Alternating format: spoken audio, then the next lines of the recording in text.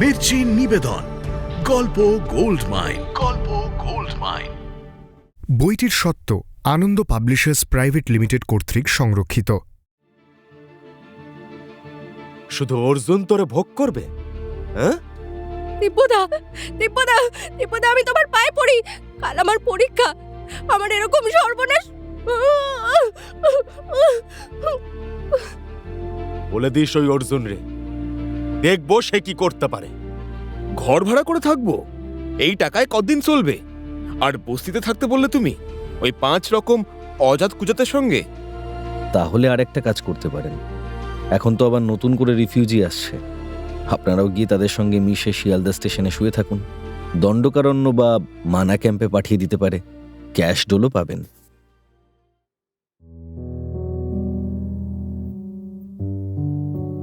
মির্চি গল্প গোল্ড মাইনে আপনাকে স্বাগত। মণিমাণিক্যে ভরা বাংলা সাহিত্যের কিছু কালোজয়ী উপন্যাস ও গল্প দিয়ে সাজানো আমাদের এই মির্চি গল্প গোল্ড মাইন। সুনীল গঙ্গোপাধ্যায়ের উপন্যাস অর্জুন, ভালোবাসার ভাঙা গড়ার গল্প, পর্ব 7।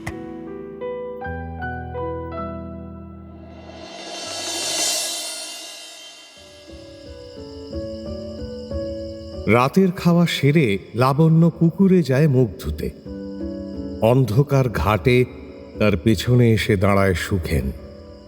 অর্জুন আবার আহত হওয়ার মিথ্যে কথা বলে সুখেন লাবণ্যকে আস্তাকুড়ের কাছে নিয়ে যায়। সেখানেই দুটো লোক লাবণ্যকে চেপে ধরে। লাবণ্য ছটফট করেও কোনো লাভ হয় না। তাকে নিয়ে যাওয়া হয় প্লাইউড ফ্যাক্টরির ভেতর। প্লাইউড ফ্যাক্টরির চত্বরে একটা কাঠের টুলে বসে আছে দিব্য। নিচে আরও 5-7 জন লোক। কেওল সিং নেই বটে, তবে ফ্যাক্টরির 2-3 জন লোকও আছে। অনেকগুলো মদের বোতল, চতুর্দিকে মাংসের হাড় ছড়ানো। সুখেন হাসতে হাসতে বলে, সহজে কি আসতে চায়? তেজ কি? আমি বললুম দিব্যদা ডাকছে, তাই শুনে বলল দিব্যদা ডেকেছে বলে কি যেতে হবে নাকি? তাকে আসতে বলো। তোমার দিব্যদাকে আমি গ্রাহ্য করি? লাবণ্যকে মাটিতে দাঁড় করিয়ে রেখে দুটো লোক তখনও তার হাত চেপে ধরে আছে। সহজে ঘাবড়াবার মেয়ে নয় লাবণ্য। সে এক নজরে পরিস্থিতিটা বুঝে নেওয়ার চেষ্টা করে। দিব্য আর সুখেন ছাড়া কলোনির আরও 2-3টে ছেলে এখানে আছে।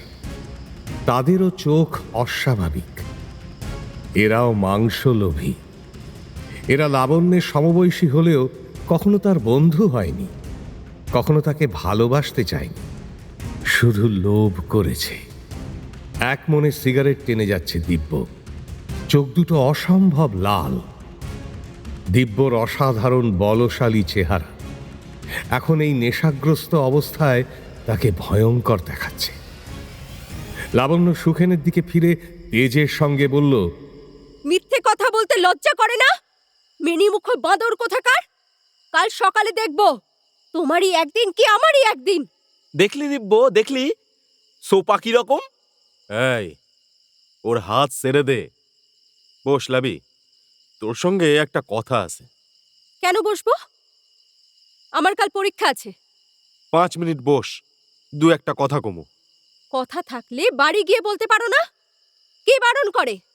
দিব্যদা, তুমি এই অবস্থায় নেমে এসেছো? তোমাদের সঙ্গে কথা বলতে আমার ঘৃণা করে। তোর ভয় নাই কোনো? কেউ কিচ্ছু বলবে না তোরে? তুই এক্ষুনি চলে যাবি নাকি? যাব না তো কে আটকাবে আমাকে? আমি কাউকে ভয় করি নাকি? অত জোরে কথা বলিস না, আস্তে আস্তে। কেন? তোমার ভয় আস্তে কথা বলবো কেন? দেখলি দিব্য, দেখলি তোর মুখে মুখে কথা বলার সাহস করে। কিসের জোর বুঝলি তো? দিব্য রাগল না, অদ্ভুতভাবে হাসল। দিব্য যে কখন কিরকম ব্যবহার করবে তা কিছুতেই বোঝা যায় না। অনেক অপ্রত্যাশিত মুহূর্তে দিব্যর মহত্ব বা নিষ্ঠুরতার উদাহরণ অনেকেই দেখেছে। সে বেশ পরিতুষ্টভাবে হেসে বলল, ভালো, মেয়ে মানুষের তেজ থাকা ভালো। মেয়েরাই তো জগৎটা চালায়। পরীক্ষা দেবার পর তুই কি করবি রে লাবি? এই কথাটা জিজ্ঞেস করার জন্য তুমি এত রাত্রিরে আমাকে লোক দিয়ে ধরিয়ে এনেছো? সুখেন চিবিয়ে চিবিয়ে বলল, জোর করে ধরে না আনলে তুমি আসতে। তুমি সেই পাত্তর কি না, সোজা আঙুলে ঘি ওঠে না। রাগে কাঁপছে লাবণ্য। সারা শরীর ভরা ঘৃণা নিয়ে সে সুখেনের দিকে তাকিয়ে বলল, দিব্যদা, তুমি ওকে চুপ করতে বলো। এই সুখেন, তুই চুপ কর। আমি কাল সকালেই সমস্ত কলোনির লোককে বলবো। তারা যদি কিছু প্রতিকার না করে আমি পুলিশে খবর দেব। তোমরা আমাকে জোর করে ধরে রাখতে পারবে ভেবেছো? তুই এখনই চলে যাবি স্বাধীনভাবে, কেউ আর তোরে কিচ্ছু বলবে না। শোন, সুখেনটা বড্ড কান্নাকাটি করে। তুই ওরে বিয়ে করতে চাসনি বলে। তুই ওরে এমন হেলা ফেলা করিস কেন? হ্যাঁ, তোর মতন একটা তেজি বউই দরকার সুখেনের, বুঝলি? কথাটা শুনেই লাবণ্য চোখ দুটো একেবারে ঝলসে উঠল। প্রচণ্ড ঘৃণার সঙ্গে সে বলল, আমি বিয়ে করব ওই বেজিটাকে? ও আমার সামনে আবার এলে আমি ওর চোখ দুটো গেলে দেব না? অন্য লোকগুলো হা হা করে হেসে উঠল।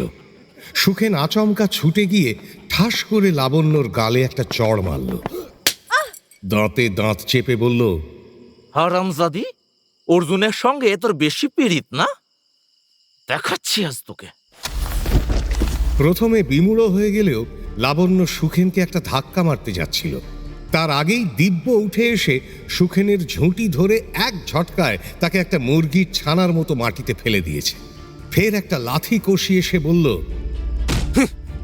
কুত্তার বাচ্চা, তুই আমার সামনে এই কলোনির মেয়ের গায়ে হাত দিস? অন্য লোকগুলো বলল, হ্যাঁ, মাইরি, মেয়ে ছেলের গায়ে হাত তোলা ঠিক নয়। হ্যাঁ, ঠিকই কথা। সুখেনটা দিব্য সস্নেহে লাবণ্যর কাঁধে হাত রেখে বলল, লাবি, তুই আর আপত্তি করিস না। তুই সুখেনটারে বিয়ে কর। ও সবসময় তোর কথা বলে, তোরে ভালোবাসে খুব। এই তো আমরা বসে মাল খাচ্ছিলাম, ও তোর নাম করে খালি ঘ্যান ঘ্যান করছিল। তাই বললুম, যা লাবণ্যরে ডেকে আন। আমি বলে দিচ্ছি। তুমি বলে দিলেই আমি ওকে বিয়ে করব? ওকে বিয়ে করার আগে আমাকে যদি বিষ খেয়েও মরতে হয়। কেন শুধু শুধু মাথা গরম করছিস? হ্যাঁ, ভালো কইরা ভাইব্বা দেখ, সুখেন ছেলেটা এমনিতে খারাপ নয়।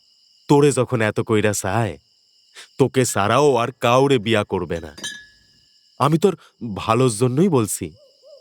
দিব্যদা, তুমি কেন আমাকে এরকম অন্যায় জোর করছো? দিব্য হঠাৎ মত বদলে ফেলে বলল, জোর করছি? ঠিক আছে, তুই সইলা যা। এখন নয়, অন্য সময় কথা হবে। লাবণ্য তবুও দাঁড়িয়ে আছে দেখে সে আবার বলল, কি হলো, দাঁড়িয়ে রইলি কেন? চলে যা, পড়াশোনা কর গিয়ে। লাবণ্য এক পা করে পিছিয়ে যাচ্ছে। সুখেন উঠে বসে হাঁ করে দেখছে। দিব্য নিচু হয়ে গ্লাসে একটা চুমুক দিল। ফের মুখ তুলে শান্ত গলায় বলল, শুধু একটা কথা শুই না যা। তুই যে সব সময় ওই অর্জুনের কথায় নাচিস, তার ফল ভালো হইবে না। অর্জুন বারণ করেছে তোরে সুখেনকে বিয়ে করতে। না, এর মধ্যে অর্জুনদার কথা আসছে কোথা থেকে? অর্জুনদা এরকম কথা বলতেই বা যাবে কেন? সুখেন যে বলে সব সময়। ওকে অর্জুনের নাম উচ্চারণ করতে বারণ করো। ও তার নখের যোগ্যী নয়। অর্জুনের নাম শুনলেই যে তুই গলে পড়িস, সবাই তা জানে। তোরে বলে রাখছি একটা কথা, অর্জুনের কোনো কথা আর এই কলোনিতে খাটবে না। আমি ওরে এইখান থেকে দূর কইরা দেব। কেন? সে তোমার কি ক্ষতি করেছে? সে ঘটিদের সঙ্গে এত মেশে, তাদের সঙ্গে গিয়ে থাক না। এ কলোনির জন্য কি করেছে অর্জুন? শুধু মুখে বড় বড় ফুটানি, খালি আমাদের বাগড়া দেয়। এইবার আমি ওরে ঢিট করব। তুমি তো আগে এরকম ছিলে না। এদের সঙ্গে মিশে মিশেই তুমি এত নিচে নেমে যাচ্ছ। ওই পাঞ্জাবিটাই তোমার মাথা খেলো। চুপ কর, অর্জুনের জন্যই তোর এত তেজ। সুখেন ঠিকই বলে, অর্জুন তোরে বাঁচাবে। ওই তো একখানা চেহারা, একখানা সর মারলে আর একটা সর মারার জায়গা থাকে না। ছেলেবেলা থেকেই সবার মুখে শুনি অর্জুন আর অর্জুন, যেন একটা কি নাকি 2-3টে পাশ করেছে। ওইরকম বিএ এম এ পাশ কত ছেলে দেখ গিয়ে কলকাতার রাস্তায় ফ্যা ফ্যা করে ঘুরে বেড়াচ্ছে। এরপর যখন চাকরি খুঁজতে যাবে তখন ঠেলা বুঝবে। আমরা কলোনির ভালোর জন্য কাজ করছি, তাও এসে সেখানে ফটফট করবে। এবার আর ওরে আমি ছাড়বো না। এসব কথা তুমি আমাকে বলছো কেন? ওর সঙ্গে তোমার যা বোঝাপড়া তা করবে, আমি তার কি জানি? আমার হুকুম, তুই সুখেনরেই বিয়ে করবি। খবরদার আর কখনো অর্জুনের কথা বলবি না। আমি বিশু কাকারে বলে দেব। তুমি হুকুম করলেই কি আমাকে শুনতে হবে নাকি? দিব্য খপ করে লাবণ্যর একটা হাত চেপে ধরল, কিন্তু ধরার সঙ্গে সঙ্গে লাবণ্য ঝটকা মেরে হাতটা ছাড়িয়ে নিয়ে তেতো গলায় বলল, তুমি ভেবেছো কি গায়ের জোরে তুমি যা খুশি করবে? তোমার কথায় আমি অর্জুনদার সঙ্গে কথা বলা বন্ধ করব? রাগ হলে লাবণ্যর হিতাহিত জ্ঞান থাকে না। এত রাত্রে তাকে জোর করে ধরে আনার পর সে দিব্যর সুমতির কাছে আবেদন জানালে সুফল পেলেও পেতে পারত, কিন্তু রাগে সে তখন জ্বলছে। তার সব ভয় চলে গেছে। নইলে তার মনে থাকা উচিত ছিল গায়ের জোর কথাটা দিব্যর সামনে উচ্চারণ করা ঠিক নয়। গায়ের জোরের কোনো খোঁটা দিব্য একেবারেই সহ্য করতে পারে না। কথাটা বলার পরেই দিব্যর চোখের দিকে তাকিয়ে লাবণ্য প্রথমে ভয় পেল, সঙ্গে সঙ্গে পিছোতে শুরু করেছে লাবণ্য। দিব্য সম্পূর্ণ পরিবর্তিত কণ্ঠে বলল, এই এই এই এই, এই ধর তো মেয়েটারে। লাবণ্য প্রাণপণে ছুটতে শুরু করেছে। দিব্য বাঘের মতো লাফিয়ে গেল তার দিকে। লাবণ্য কম জোরে ছুটতে পারে না, কিন্তু বাঘ তাড়া করলে হরিণী কি নিস্তার পায়? পুকুরের উত্তর কোণে দিব্য যখন প্রথম লাবণ্য চুলের গোছা টেনে ধরল, তখন চিৎকার করে উঠেছিল লাবণ্য। সে চিৎকার কি আশেপাশে দু একটা বাড়ির কেউ শোনেনি? তবু গভীর নিশীথের অশুভ অশরীরী আর্তনাদের মতোই এইসব শব্দ কেউ আজকাল শুনতে চায় না, শুনলেও ঘর থেকে বেরোয় না। মুখ চাপা দেওয়ার আগের মুহূর্তে লাবণ্য বলল, দিব্যদা, দিব্যদা, দিব্যদা, আমি তোমার পায়ে পড়ি। আমি তোমার ছোট বোনের মতন। দিব্যদা, দিব্যদা। শাড়ি খুলে গেছে। লাবণ্য আবার ছাড়া পেয়ে দৌড়েছে। এখন তার সমস্ত শরীর কাঁপছে ফোঁপানির মতো কান্নায়। দিব্যর বিশাল মুষ্টি ধরে ফেলল পিঠের কাছে তার জামা। লাবণ্য ঠোঁট থেকে রক্ত পড়ছে। তখনও হার মানেনি লাবণ্য। একটু সুযোগ পেতেই দিব্যর বাহুতে প্রবল শক্তিতে কামড়ে দিল সে। যন্ত্রণায় দিব্য আলিঙ্গন একটু আলগা করতেই লাবণ্য আবার দৌড়েছে। শুয়ে শুয়েই দিব্য পা দিয়ে আছাড় খাইয়ে ফেলে দিল লাবণ্যকে। লাবণ্য তখনও মাটিতে গড়িয়ে গড়িয়ে যাবার চেষ্টা করছে। দিব্য তার উপর নিজের বিশাল ভার চাপিয়ে বলল, শুধু অর্জুন তোরে ভোগ করবে? হ্যাঁ দিব্যদা, দিব্যদা, দিব্যদা, আমি তোমার পায়ে পড়ি। কাল আমার পরীক্ষা। আমার এরকম সর্বনাশ। বলে দিস ওই অর্জুন রে, দেখবো সে কি করতে পারে। দিব্যদা, দিব্যদা, আমাকে ছেড়ে দাও দিব্যদা। আমি আমি আমি তোমার পা ধরছি। চুপ! তোর এত সাহস, তুই আমার মুখে মুখে কথা কস? আমার লাগছে, আমার লাগছে। ও মা গো, মা!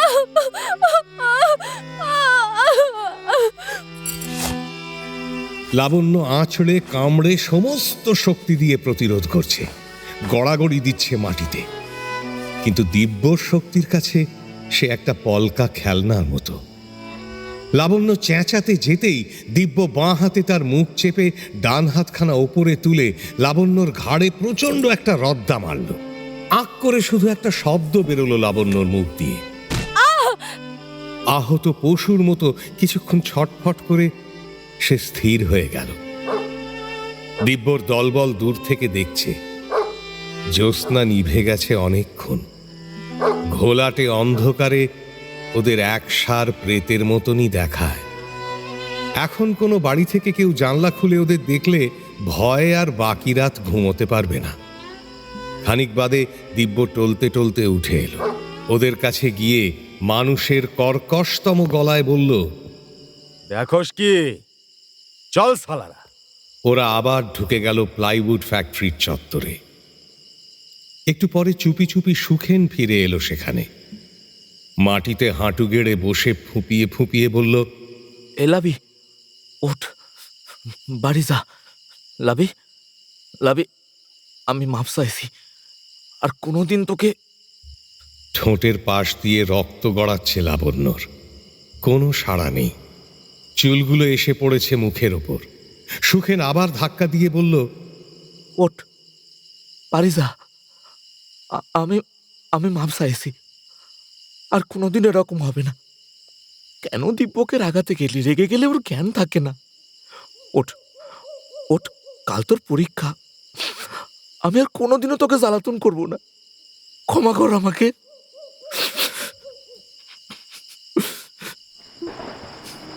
কাঁদছে সুখেন।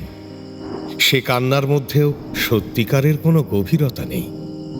কেননা 2-3বারের ধাক্কাতেও লাবণ্য নড়ল না দেখে সে বিপদের গন্ধ পেল। সতর্ক শেয়ালের মতো এদিক ওদিক তাকিয়ে সুরুত করে পালিয়ে গেল আবার। তার কিছুক্ষণ পরে বৃষ্টি নামল। ঝিরঝির করে বৃষ্টি পড়তে লাগলো লাবণ্যর নিষ্পন্দ শরীরে।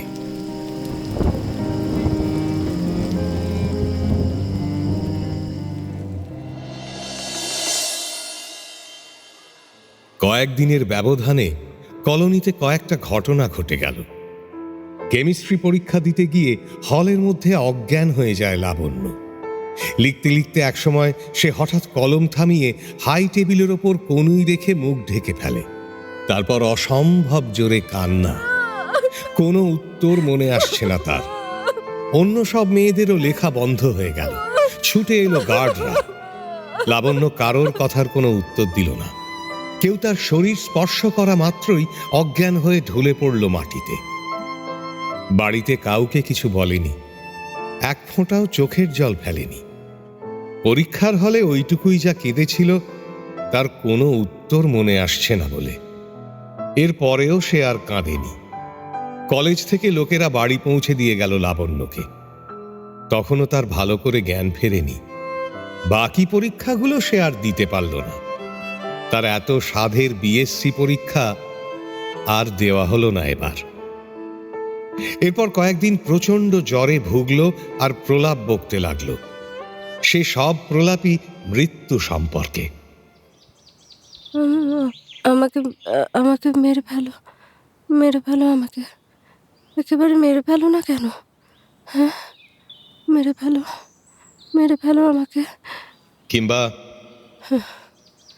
আমি তো মরেই গেছি। আমার চারধারে নরক। উফ উফ, ওরে বাবা, শরীর চলে গেল। মা, মা গো, শরীর চলে গেল মা, মা। অসুখ থেকে সেরে উঠে লাবণ্য আবার চুপ, যেন সে বোবা হয়ে গেছে।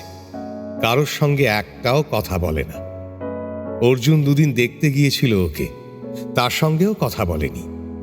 লাবণ্যর বাবা মার বুকে পাষাণ ভার। পৃথিবী সম্পর্কে ক্ষুব্ধ বিশ্বনাথ এখন মুখখানা আরো মেঘের মতো করে থাকে। এসবই শুধু তাকে জব্দ করার ষড়যন্ত্র। সাবালক ছেলেটা মারা গেছে, এই মেয়েটা পাশ করে তবু যদি সংসারের খানিকটা সুরাহা করতে পারত। লাবণ্যর ব্যবহারে খানিকটা পাগলামির চিহ্ন দেখা যাচ্ছে বলে ওদের আরো ভয়।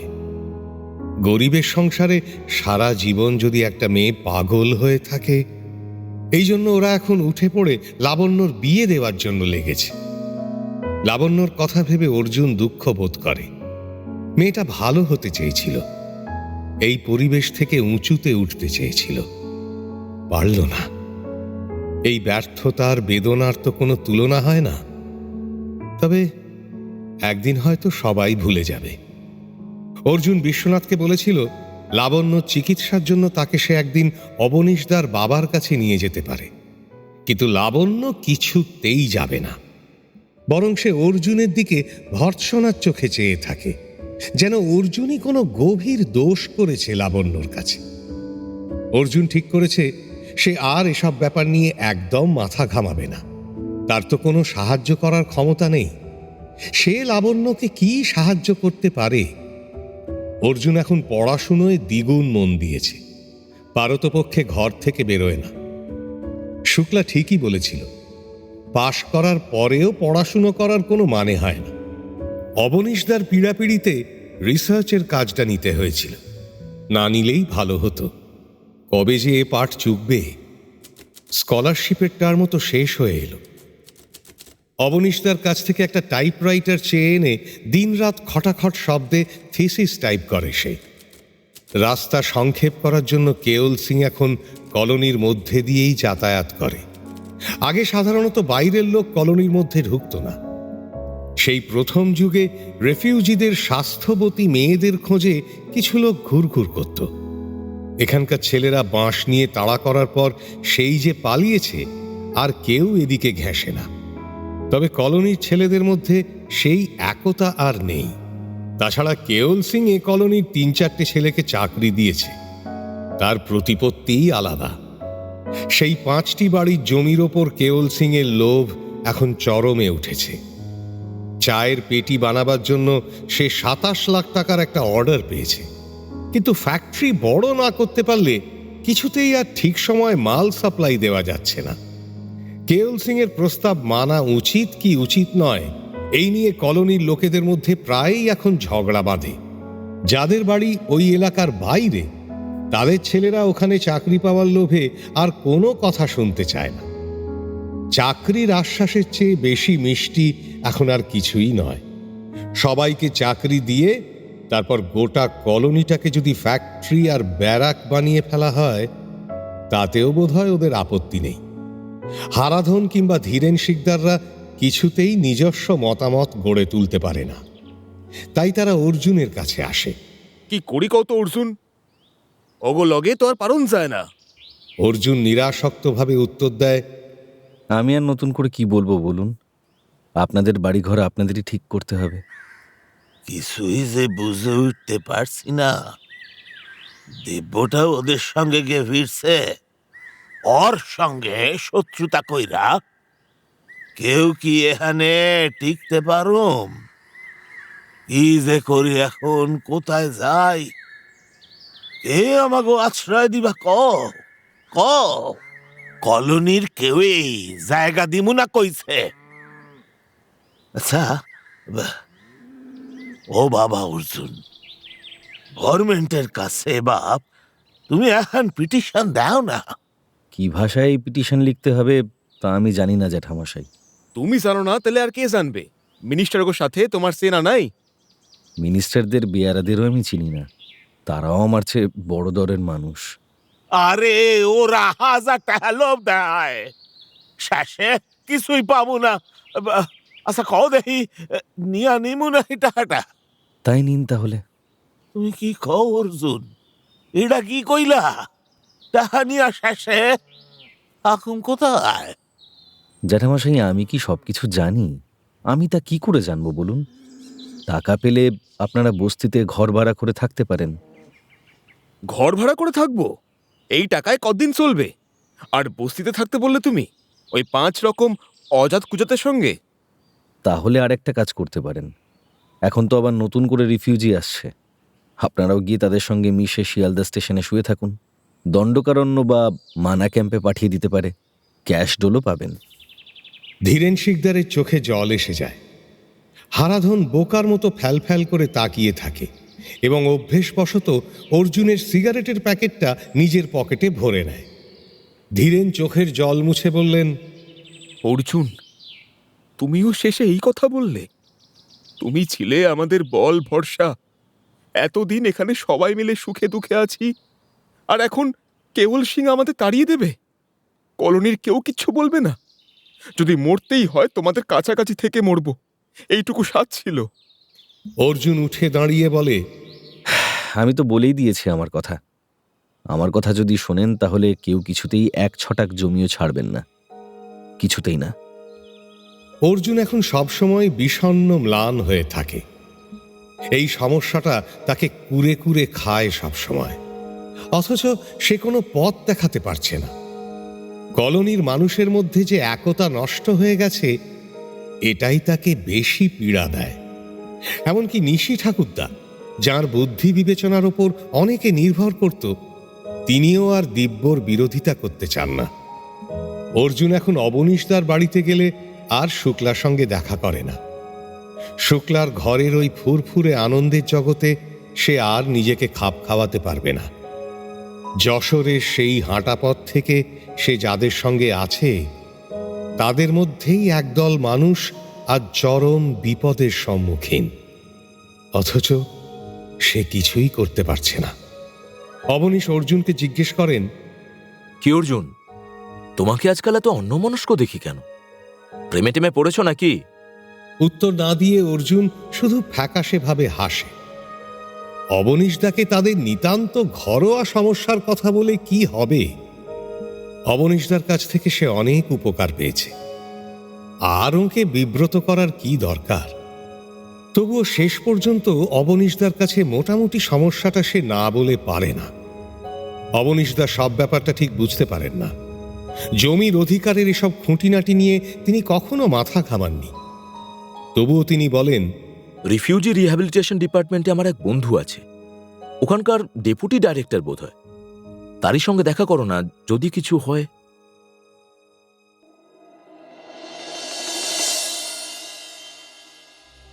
কিন্তু দেখা করে কোনো ফল হলো না।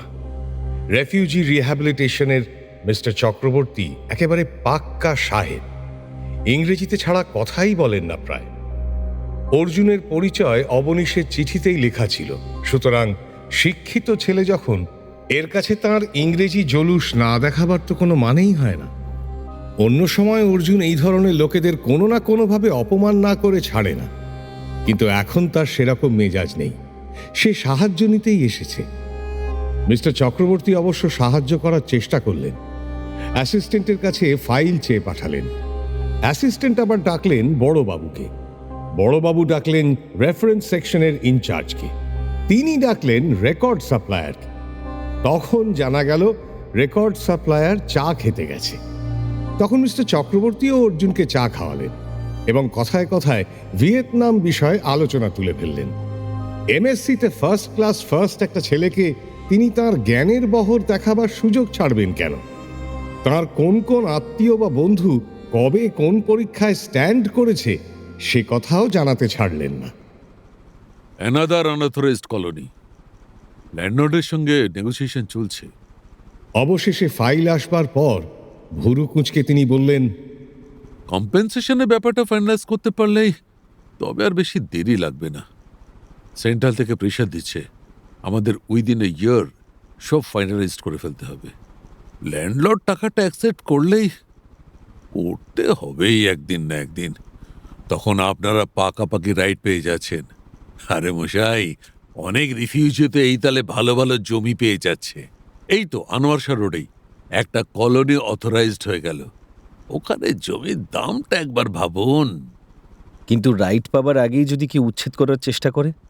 মিস্টার চক্রবর্তী হা হা করে হেসে বললেন, কে উচ্ছেদ করবে? রিফিউজিদের আজকাল কেউ ঘাঁটাতে সাহস করে? ওরা যা গোয়ার গোবিন্দ হয় আমি খুব ভালোই জানি। Sorry, I don't mean. Arjun বুঝতে পারল জমির মালিকদের ক্ষতিপূরণ দেওয়ার ব্যাপারে সরকার তৎপর হয়েছে বলেই মালিকরা চাইছে তার আগে ছলে বলে যতটা পারে জমি ফেরত পেতে। সেগুলো অন্তত চড়া দামে বেচা যাবে। যেসব কলোনিতে এখনো একতা আছে সেখানে পারবে না। কিন্তু কেওল সিং এর মতো লোকের সাহায্য নিয়েও যদি, অর্জুন জিজ্ঞেস করল, কিন্তু ধরুন যদি কেউ উচ্ছেদের চেষ্টা করে, তাহলে আপনারা কোনো সাহায্য করতে পারবেন? যদি আমাদের পারভিউয়ের মধ্যে থাকে, এখানে শেষ পর্যন্ত 2-3 কাঠা জমি পেয়ে কি হবে? সেই তো বাঙালিকে বাঙালিরই ডিপ্রাইভ করা। অন্য প্রদেশের ব্যবসায়ীরা কলকাতায় ভালো জায়গা কিনে নিচ্ছে, আর বাঙালিরা মারামারি করছে নিজেদের মধ্যে। আপনার কথা বলছি না, ইউ আর এ স্কলার, কিন্তু আপনার কলোনির অন্যদের বুঝিয়ে বলুন না। এখনো যদি তারা মধ্যপ্রদেশ কিংবা রাজস্থানে যেতে রাজি থাকে, আমি ব্যবস্থা করে দিতে পারি।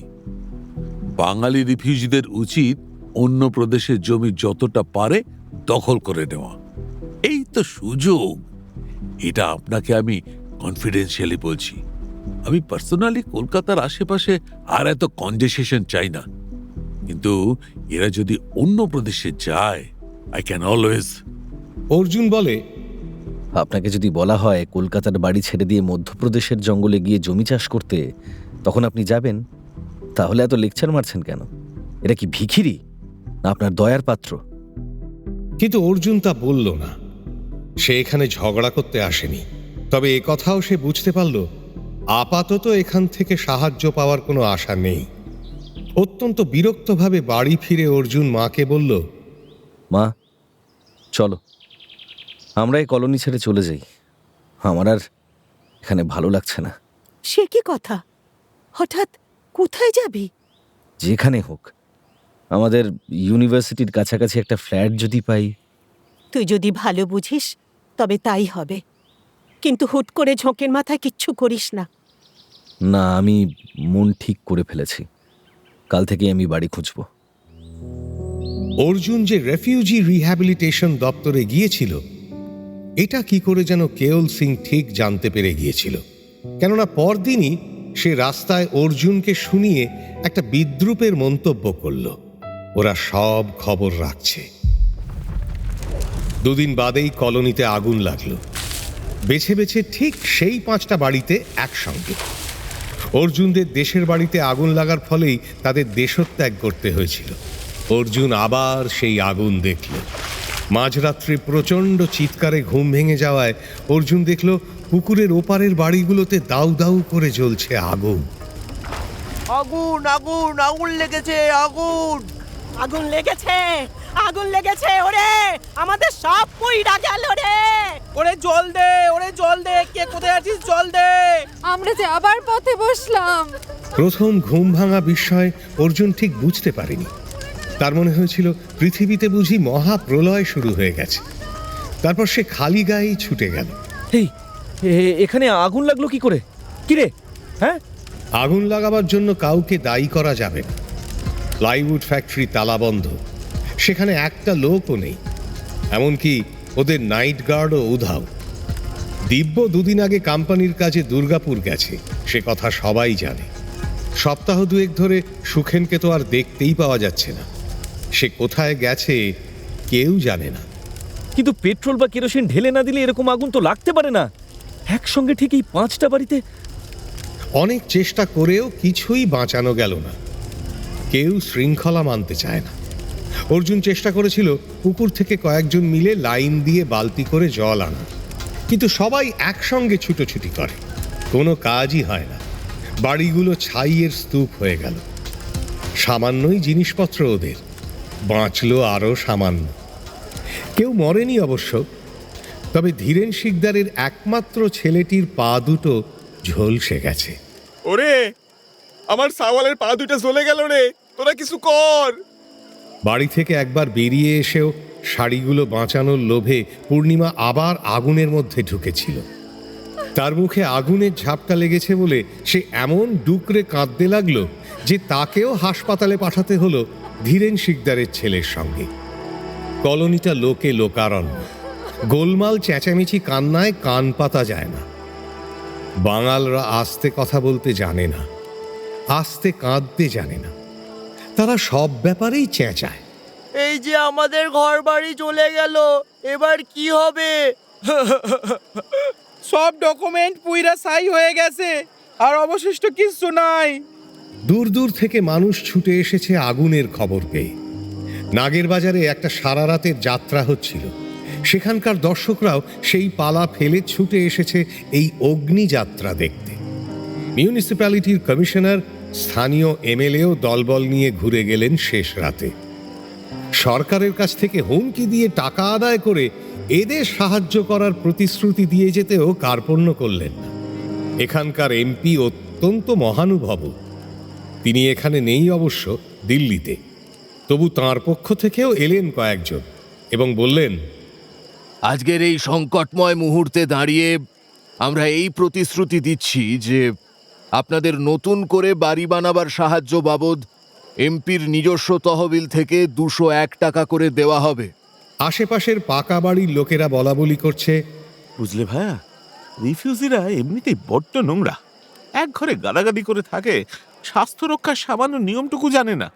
আরে ওরা শোয়ার ঘরে উনুন জেলে রান্না করে গো। ভাগ্যিস আগুনটা সারা পাড়ায় ছড়িয়ে পড়েনি। সকালবেলা তারাই অবশ্য চাঁদা করে চাল ডাল রুটি পাঠিয়ে দিল বিপন্ন পরিবারগুলোর জন্য। সবকটি পরিবারই এসে উঠেছে পাকা বাড়ি নাচ ঘরে। কোথাও আর তিল ধারণের জায়গা নেই। এ বাড়িটা ছাদে ওঠা সিঁড়ি নেই, তবু মই বানিয়ে ছাদেও থাকার জায়গা করা হলো। অর্জুনের ঘরে আর পা ফেলারও জায়গা নেই। অর্জুন তার দরকারি বই ও জরুরি কাগজপত্র ঢুকিয়ে রাখছে খাটের নিচে। সে আর কোনো ব্যাপারেই কোনো উৎসাহ পাচ্ছে না। সে বুঝতে পারছে সবই, কিন্তু সমাধানের পথটা কি?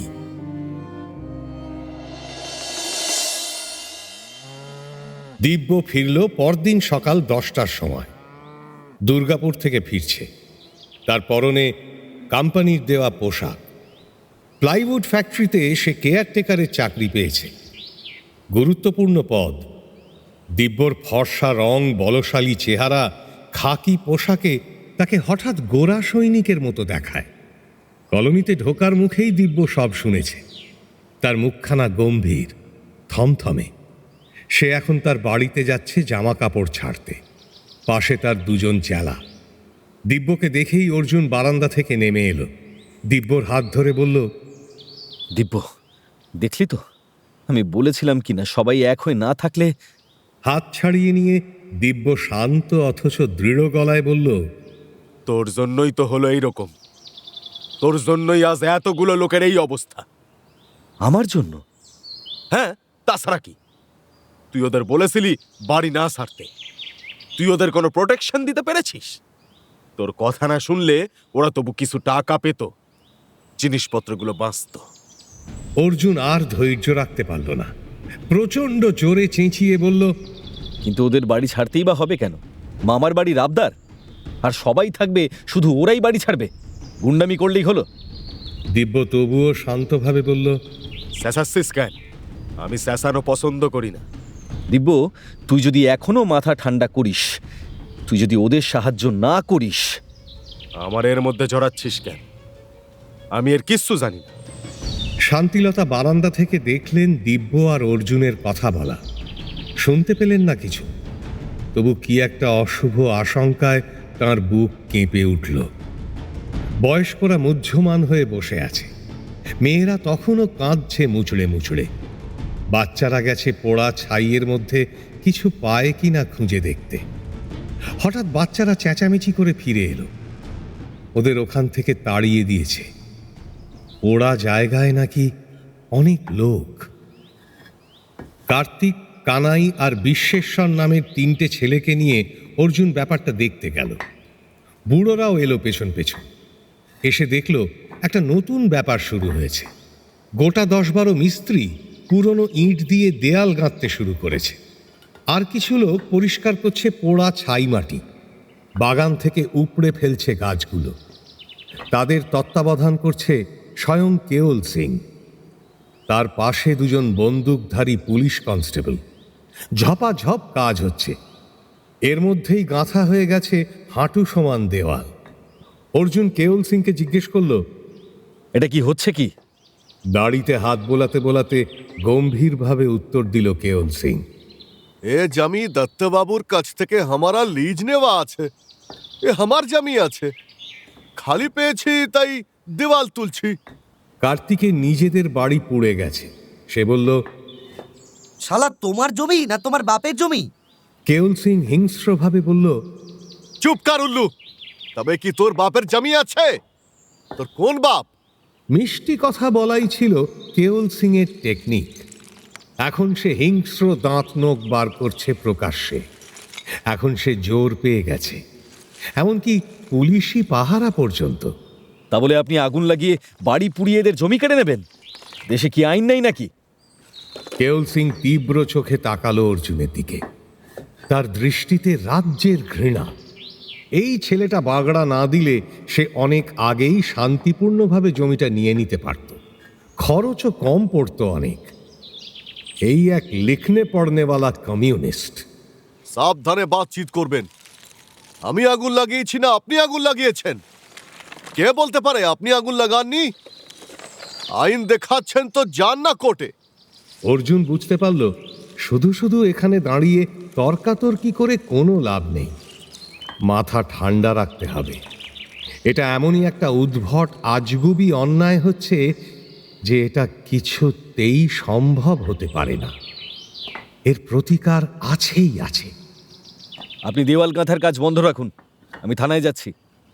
আরে যান না থানায়, আমি কেন কাম বন্ধ করব? থানা থেকে অর্ডার নিয়ে আসুন পেহলে।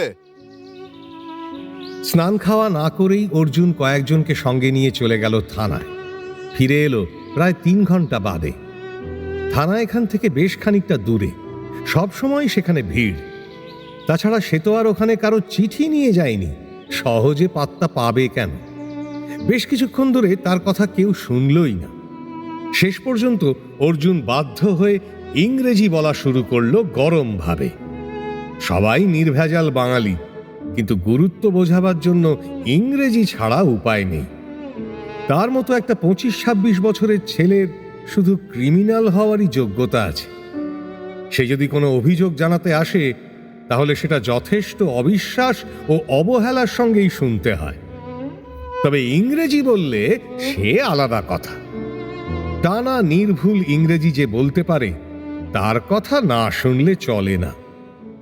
মাঝবয়সী একজন ইন্সপেক্টর এলো তদন্ত করতে।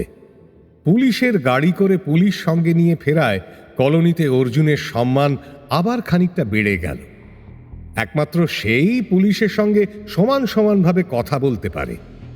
স্বয়ং রাষ্ট্রপতির হাত থেকে কনভোকেশনের সময় ডিপ্লোমা নিয়েছে অর্জুন। পুলিশের সব লোক তো তাকে চিনবেই। ততক্ষণে বুক পর্যন্ত দেওয়াল গাঁথা হয়ে গেছে, পরিষ্কার হয়ে গেছে ভস্য রাশি। খানিকটা দূরত্ব রেখে বিমূঢ় চোখে দেখছে কলোনির একদল মানুষ। ইন্সপেক্টরটি বেশ মিষ্টভাষী, খুব মন দিয়ে দুপক্ষের বক্তব্য শুনলেন। প্রথমে রেফিউজিদের কথা শুনলেন আর প্রশ্ন করলেন কয়েকজনকে। রেফিউজিদের প্রতি তাঁর সহানুভূতির কোনো অভাব দেখা গেল না। তার এক খুড়তুতো ভাই যে ইস্ট বেঙ্গলের মেয়ে বিয়ে করেছে এবং মেয়েটি যে অতীব চমৎকার, এ তথ্যও জানা গেল। তার অনেক কলিগও ইস্ট বেঙ্গল পিপল।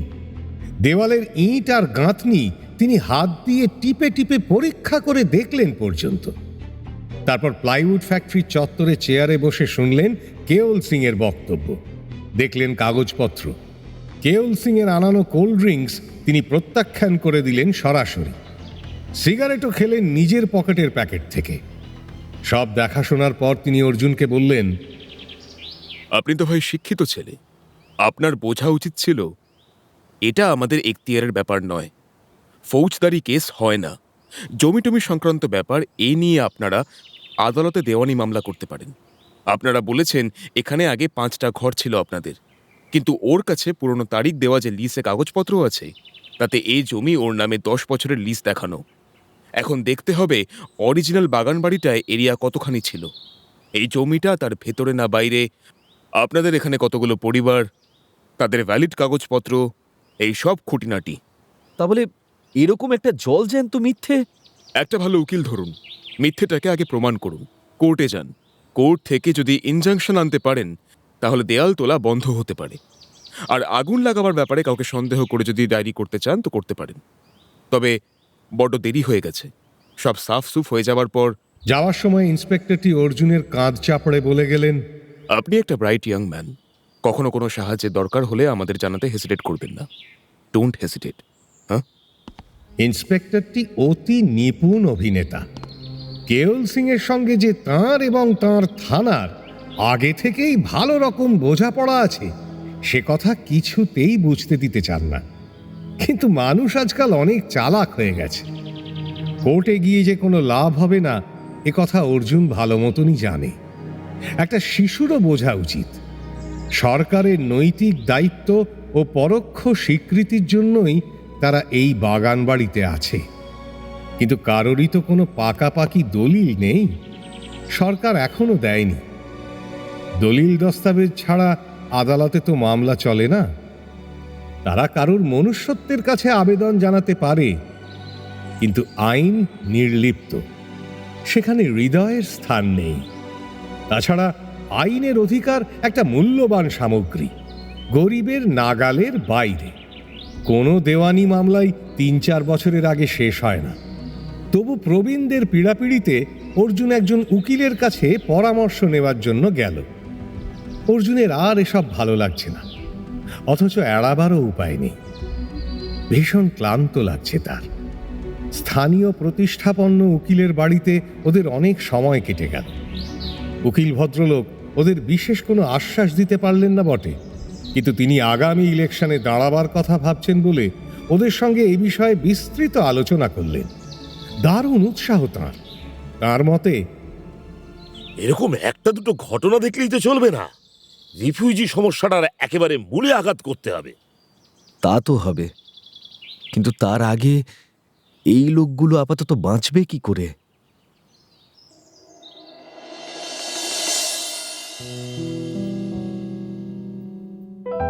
শুনলেন সুনীল গঙ্গোপাধ্যায়ের অর্জুন। আজ শুনলেন পর্ব 7। নাট্যরূপ অর্পিতা চট্টোপাধ্যায়, উপস্থাপনায় শিবাশিস বন্দ্যোপাধ্যায়, পরিচালনায় দেবলীনা আচার্য, বিশেষ তত্ত্বাবধানে সৌভিক গুহ সরকার, সৃজনশীল পরিচালনায় ইন্দ্রাণী চক্রবর্তী, প্রযোজনায় ভিজুয়াল অডিও। ভাষ্য শেখর, অর্জুন দীপ কাইজার বাসু, সুখেন সৌরভ চক্রবর্তী, লাবণ্য ছন্দবাণী দত্ত, দিব্য শুভায়ন রয়, ধীরেন রাজবীর ঘোষ, চক্রবর্তী সমীর চরিত, মা আলপনা শর্মা, কেয়ল অভিষেক মুখার্জি, উকিল জয় মুখার্জি, হারাধন রূপন দাশগুপ্ত এবং অন্যান্য শিল্পীরা।